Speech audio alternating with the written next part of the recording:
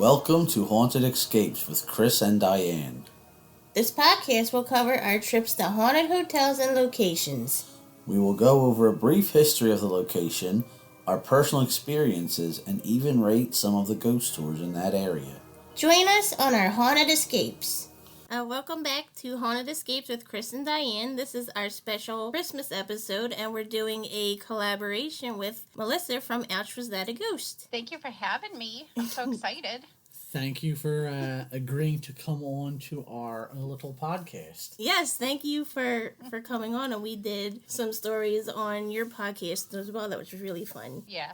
Diane's going to be telling this story, so whenever you're ready, go for it. So I'm going to be talking about the Nisse. The Nisse is from Nordic mythology, and they're a short-grown being with an old man's face and a gray or white beard. Usually they wear a red hat, they have wooden shoes, and a wool jacket and pants. The Nisse usually make themselves invisible and live out in a stable or barn or up in the mountains. You might not see them, but they are always watching and paying attention to what is going on. Sometimes you'll catch them out of the corner of your eye. And I was looking up their origins. I found two origin stories. They're kind of similar. One of them is that in the pre-Christian era, out on the farm's founder or clearing man would be buried on the property and receive sacrificial offerings at winter solstice in the form of food and beer. This was to ensure growth, peace, and fertility.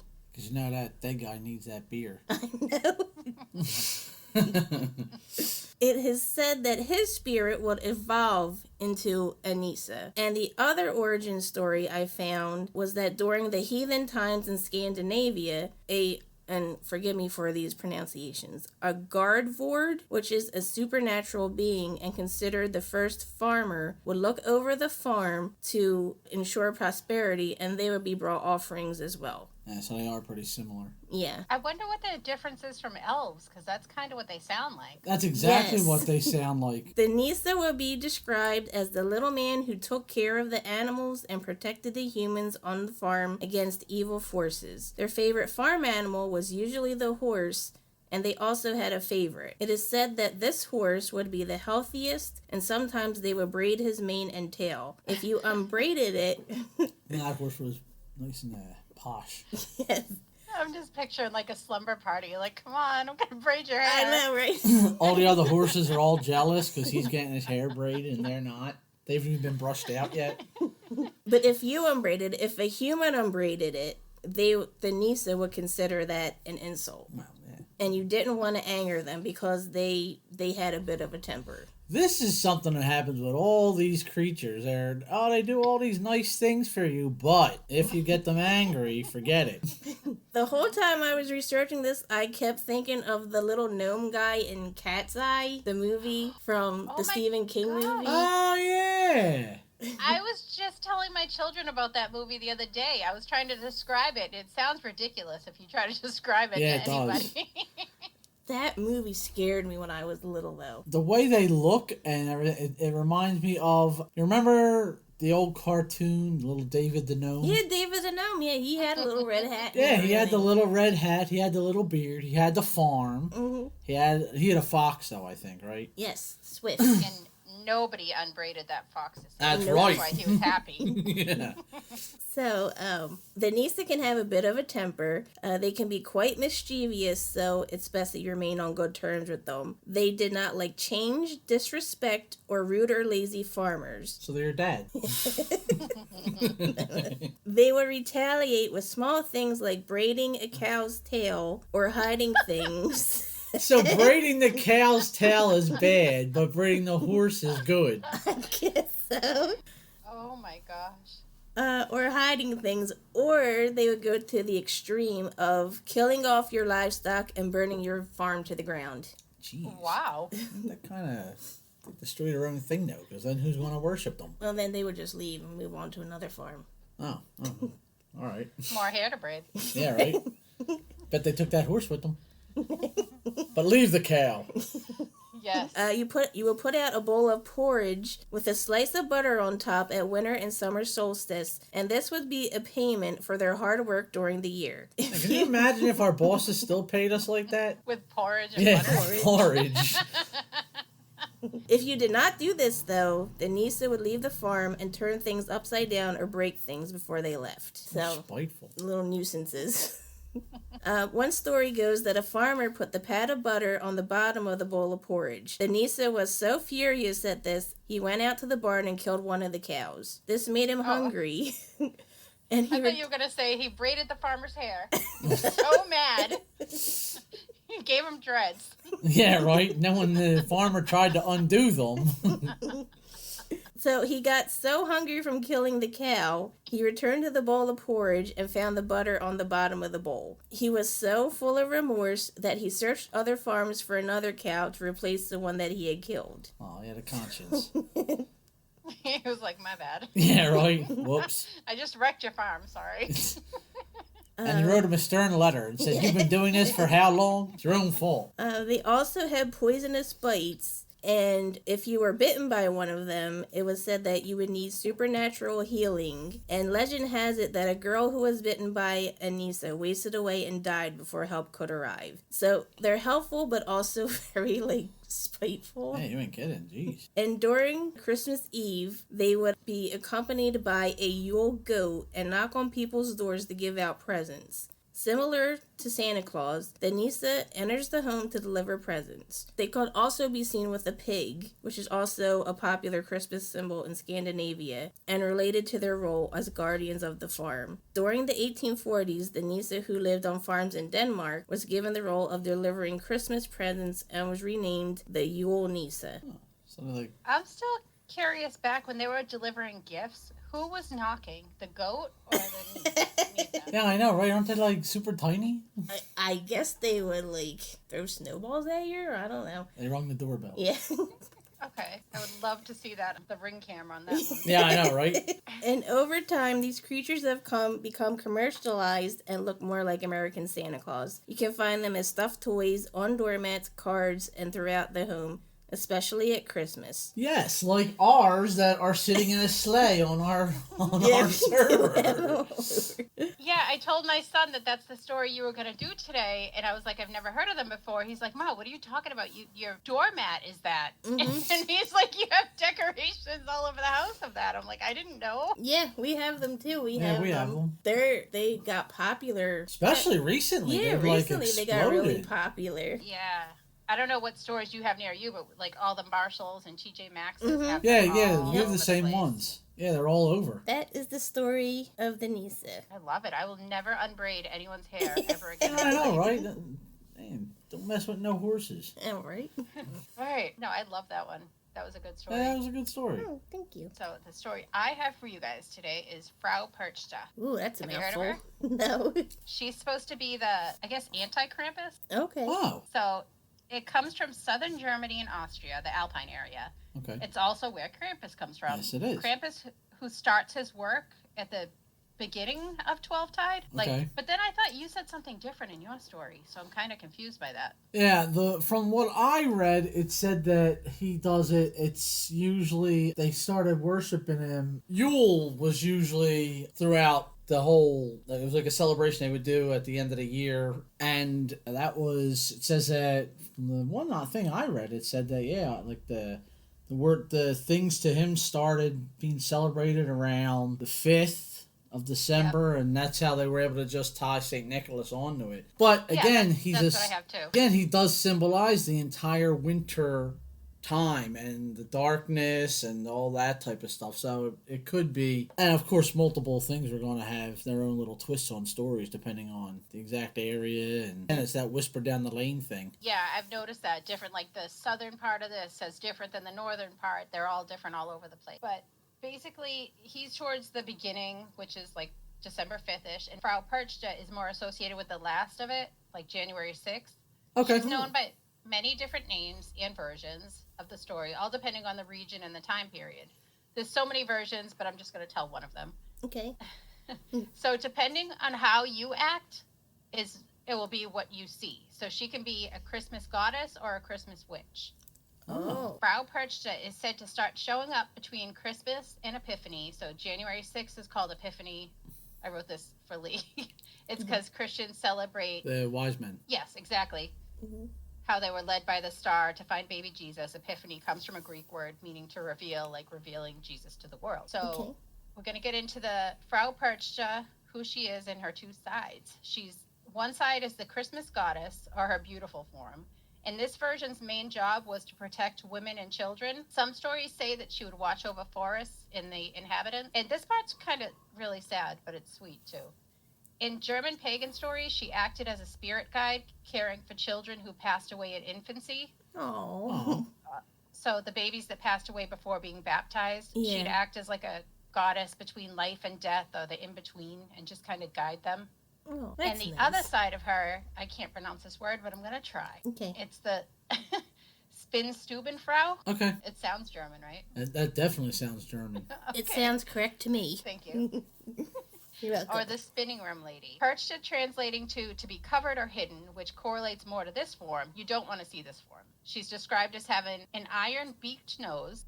Her garment is all rags, even covering her head. Some descriptions say she walks around with a cane. And she has a lot of similar traits to Frigga. I don't know if you know that. No. No, we were covering her on our thing. That's why I have the story for that, and I moved this over here. I'm sorry. But they both seem to be obsessed with spinning and cleaning houses. She looks like a helpless old crone, and some say that her foot is misshapen, which I don't know who's looking for a misshapen foot on someone that has an nose.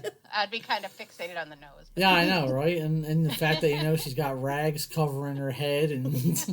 Yes, and she supposedly has a misshapen foot because she's a shapeshifter or from years of working on a spinning wheel. But she's coming to clean the house, right? Yes. Okay. That's all that matters.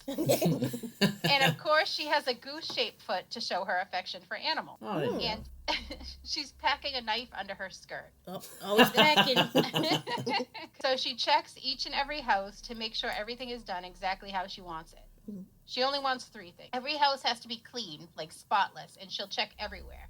She's said to run her claw-like finger over surfaces to check for cleanliness. And I'm picturing like Martha Stewart or like a mother-in-law just coming in and just checking like everywhere. She checks to make sure that you finished all your spinning, all your wool and flax. Oh. And she expects you to cook her favorite meal, gruel and fish. Oh. Or it has a name. It's called Perchtinbelch. Oh. I love speaking German. I'm really good at it.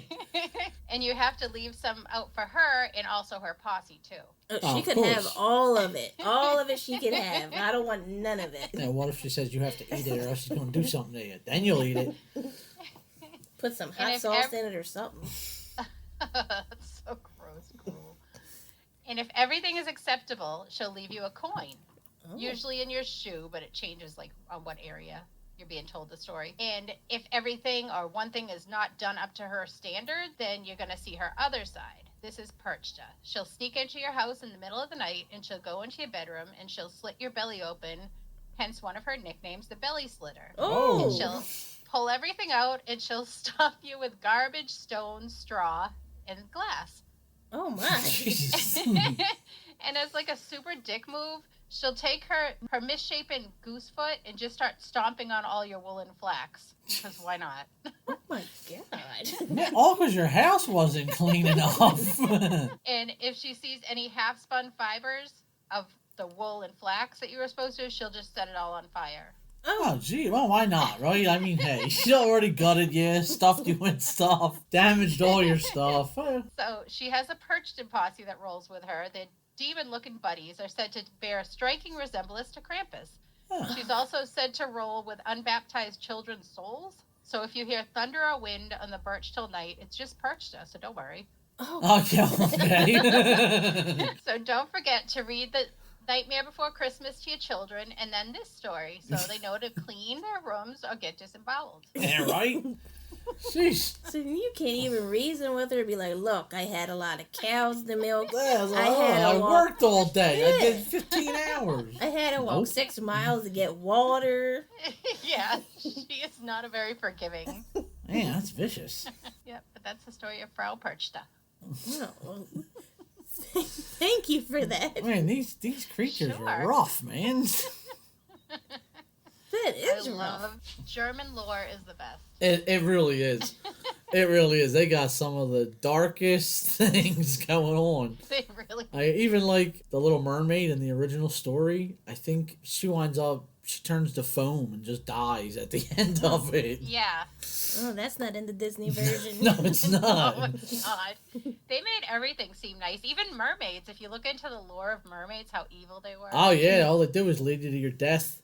Unicorns. All those are Yeah. like super evil creatures, but Disney and They Disneyfied it. yes, it makes it all sweet. And you're like, no, that's not how they are. It's like, let me spin you a tale from the actual books. Yeah. I wonder if it's Disney or just America. Just like how. It could be. It very well could be because we're, all the kids are looking forward to Christmas over here and over in Germany, and they're scared out of their wits. That's crazy. They do not worry about therapy, I guess, in Germany. Yeah, I know, right? Scar them all. That's a really cool story. Yeah, I haven't heard of her. Yeah, I haven't heard of her either. I mean, I did read this one story, another about a witch, and it had to do with the wise men. When the wise men on their way to Jerusalem, they stop at her house to visit, but she's too busy cleaning, and she winds up not answering them. Mm-hmm. And they wind up, she like ignores them, and they head over to the Christ child. Well, all of a sudden, she sees the star, and she's like, oh no, what, I just missed it. So she like rushes, she takes off to get there in time to drop a present off for them. I mean, we've all had that relative who comes in, last day of Christmas, it's all over. Oh, here you go. Sorry about that. Drive by on the camel through the frankincense and myrrh, keep going. How do you say grandmother in Russian? Because I think that's the name of the story. Babushka? Yes. I think it might babushka. be. I think it is. I think that's the name of the story. That's cool. Yeah. I mean, it's crazy and creepy, and she's vicious, but it's still cool. Just learning all the different folklore is just so cool. There's so many interesting things out there that you can learn about, and it's just really interesting stuff. It really is. Well, thank you very much for sharing that story and coming on our little podcast. Yes, thank you for coming on and sharing your stories and everything. It was really fun. Thanks for having me. I had a blast. Absolutely, we'll have to do it again. Yes, we will have to do this again. Oh, definitely. When I have my pod lab up and my camera's running, everything will be a lot easier and better. So we should do it again. All right, sounds good. All right. All right. Thank you, guys. Thank you. Thank you for joining us on this episode of Haunted Escapes with Chris and Diane. And again, thank you to our guest, Melissa from Ouch Was That a Ghost. It was a lot of fun. Yes, and so thank you for listening, and have a happy holiday. Merry Christmas. Yeah, this is probably our latest podcast of the year. Yeah, most likely. We'll be back in 2024 with more stories and episodes to entertain you with. Thank you so much for a great year. Yes, and in the upcoming year, we're going to try to do some things, like we were saying in the podcast, on folklore and some more of the haunted who's. So we're going to try to keep it fresh with new things, but we're going to obviously continue to do our ghost stories from our travels. Yep. So thank you for following us and listening to us this year, and good holidays. Yes, happy holidays and happy 2024. One more thing before I go, I just wanted to say a big thank you again to Liss from Ouch Was That a Ghost. The podcast has been changed to Crimes and Ghosts Podcast, and if you love ghosts and true crime, go and check her podcast out. It is really great, informative, great information, and a lot of fun. All right, thank you. See you next year in 2024.